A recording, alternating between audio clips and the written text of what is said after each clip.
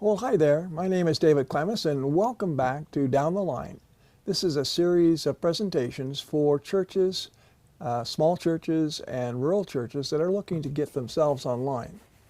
And today we're going to talk about the third component of the four components of broadcasting that we're going to set up, and that's the video.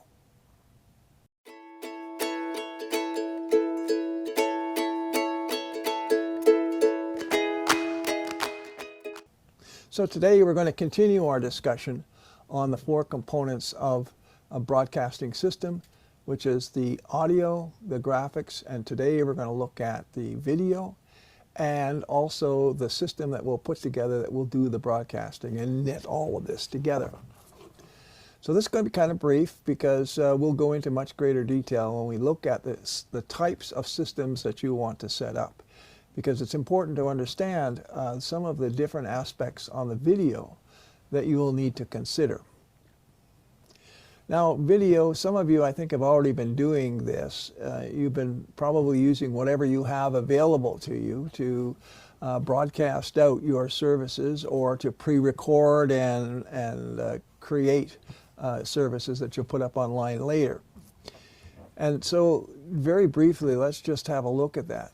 Some of you have got some nice smart cameras that you've been using, and the smart cameras are really good. They're getting better now, but they're kind of a pain to operate because you've got to hold them there and you've got to hope that the sound that you want to pick up is being picked up on your camera as well as the video. The video part is probably the easiest part because a lot of these cameras are now coming with things like autofocus, the capability to zoom, as well as to do some of the other aspects like the sound.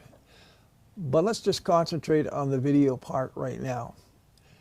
For the purposes of putting together something that we want to use to broadcast out our service, this is a good idea, but only in the beginning, because what you're going to really need is to tie the video, the graphics, and the audio all together. We already know that if you have house audio, that is going to be the best way to pick up the sound in your sanctuary by taking a feed off of the house audio. And if you're using graphics, it's also a really good idea to have a feed coming from the back of the projector or the screen back into your broadcasting system so that you can make that part of your service. When it comes to video, it's both an art and a science. Let's start with the science.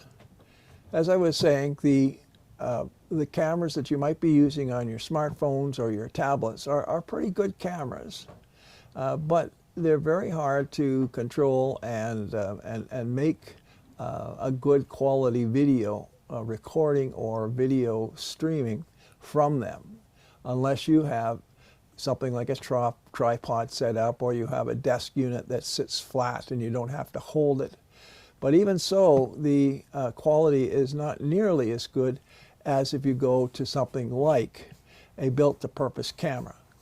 Now, for example, I'm using a camera here which is about a $2,000 camera. It's a pro camera which I've been using for a few years now. But as a fill-in, I'm also using a Handycam, which is very inexpensive. This one here was about $450. And it's much superior to any webcams that you might be using. However, depending on how you want to go with your overall system, the choice of the kind of camera which you're going to be using may be dictated by what your final product is going to be. Let me say that any camera that uses like an HDMI connector to bring the video in can also be used on a computer with a special device which is called an HDMI to USB converter. And you'll get all of the same quality of video from that as you would if you were to just go into an HDMI input source. So I would recommend highly, very strongly, that you might want to consider looking for either a used, maybe somebody in your congregation has a camera that has an HDMI output and they're not using it anymore, or to purchase an inexpensive Handycam type of camera to use. I would suggest that in case of how you're going to be setting up, whether these cameras are going to be static or whether you're going to have somebody operating them, you might want to also consider using two cameras, one for a general shot and one for a specific shot on, say, the pulpit, or where the person's reading the scripture, or where the choir is performing, or where your music director is sitting. So these are things that we'll talk about in more detail when we talk about the fullness of the kit that we're going to put together. So if you haven't got cameras now, here's something that you probably want to add to your list of needs for this system. But we're going to get into a situation where the cost for this system is not going to be all that high, and that you will have some room there for some of the things that we've been talking about in terms of the audio inputs, in terms of the graphics inputs, as well as in terms of the video inputs. And we want to get the best quality we can for our money, because all three of these are going to be very integral to what you're going to be putting out in your whole broadcast service. So if you have any questions on what we've talked about today, and you would like to ask them, please put them in the comment section, which is down below on the screen here, and I will get back to you as soon as I can. If any of you have not subscribed yet, I'd ask that you consider subscribing. This will help me know that I'm reaching out to the right people. Also, if you like what you've seen, please like it. If you don't like it, that's fine too, because it'll give me a better idea of where I need to be going from here on in. And if you haven't subscribed, please do subscribe so you'll get notifications about the upcoming service,